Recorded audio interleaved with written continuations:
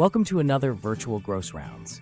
Today, we will be talking about one of the more common specimens that come through the lab, the TURP specimen, or Transurethral Resection of prostate specimens, also known as prostate chips. Sit back and please enjoy this short session.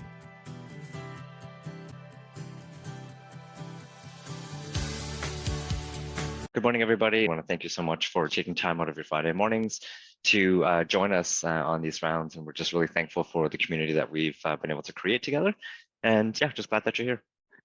Okay. All right. So should we go with our first specimen of the day? Let me cue it up. What type of specimen is this? Bring it up closer. It's one of these cases that if you've seen one before, hopefully you'll know exactly what it is. Excellent. So I think most people have probably seen something like this come across their bench as evidenced by the answer that's been selected. So this is indeed a transurethral resection of the prostate. Going to some of the other answers. So the first one, a uterine morcellization.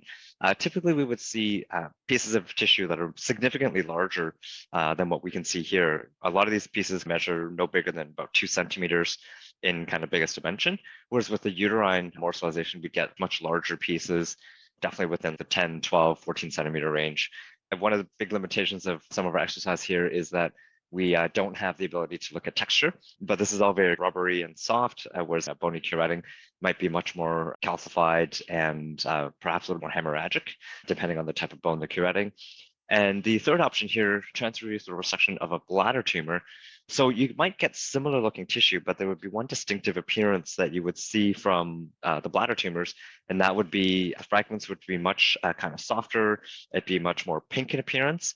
And can anybody tell me in terms of contours or what you might expect to see if it was a bladder resection, what might the pieces look like and how that would contrast and be different from what we see in front of us on the screen right now? It could be a little bit smaller, fragmented, less heterogeneity, depending on the type of bladder tumor being resected. Fluffy and papillary are great examples of what you would see in a transurethral resection of a bladder tumor. These fragments are very uniform in their contour, shape, consistency, and size. This is a nice example of a TURP. Sometimes they're submitted to the pathology lab as prostate chips. For junior learners or counting this first time, you're like, oh, prostate chips, that's kind of weird, but once you see the specimen, it makes a lot of sense. Okay. Perhaps we'll jump into the next poll. The College of American Pathologists has some recommendations in terms of how these specimens are submitted. And so we're curious to know what each individual site's practices are. CAP has said that the first 12 grams of the prostate chips go through in total. And for each subsequent 5 grams of tissue, you submit 1 cassette.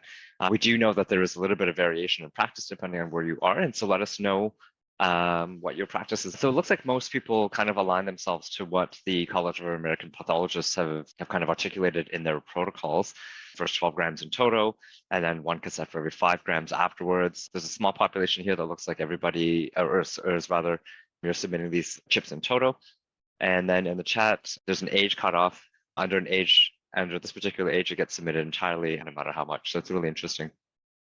So when you handle these specimens as they come across your bench, you do want to try to get a weight of them and weigh all the fragments in aggregate. You want to be able to look through it and then measure everything in aggregate as you put all the tissue pieces together.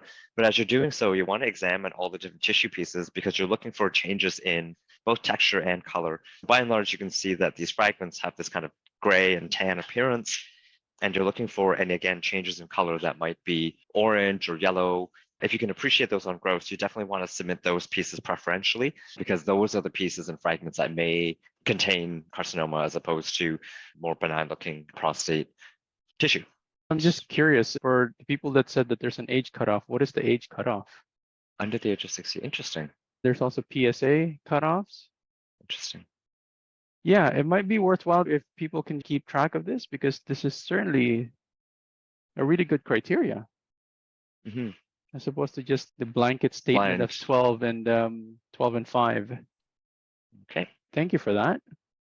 Okay. So for the TURPs, do you orient them somehow in the cassettes? And No. so when they go into the cassette, they basically just will go in as aggregate pieces into the cassette, being thoughtful about your histotech colleagues, try not to overstuff them because it makes it really challenging for them to embed everything. But there's no real orientation because these are just kind of amorphous little strips of tissue that have been resected.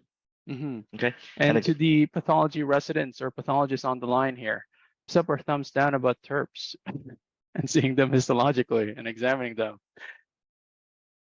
From my tone, I think you can guess where I'm on that side. From the bench level, that's a thumbs down for sure for me.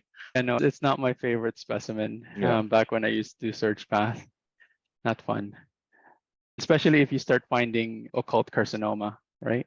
They're usually low grade, but then you have to really go through a fine tooth comb to look for it and come up with some kind of quantification. All right, thank you. So again, we started off with the TURP.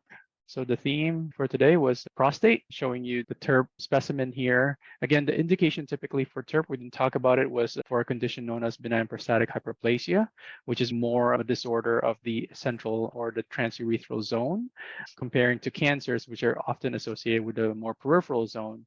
So these are just essentially strips up along the prostatic urethra. Grossing pearls for the TURP, you weigh the specimen, and the current recommendation is the first 12 grams in total, then 1 block for 5 grams thereafter. And it's also important to inspect. I wanted to ask, what's his experience about seeing something grossly on a TURP and then actually finding it as well? Yeah, I mean, I've not seen much. Okay. They generally look like what we saw. Infrequently have I ever seen any kind of color changes or textural changes. Yeah, so that seems to be the general consensus. That's why it's always a surprise when microscopically you see a Gleason 6 typically in a TURP specimen.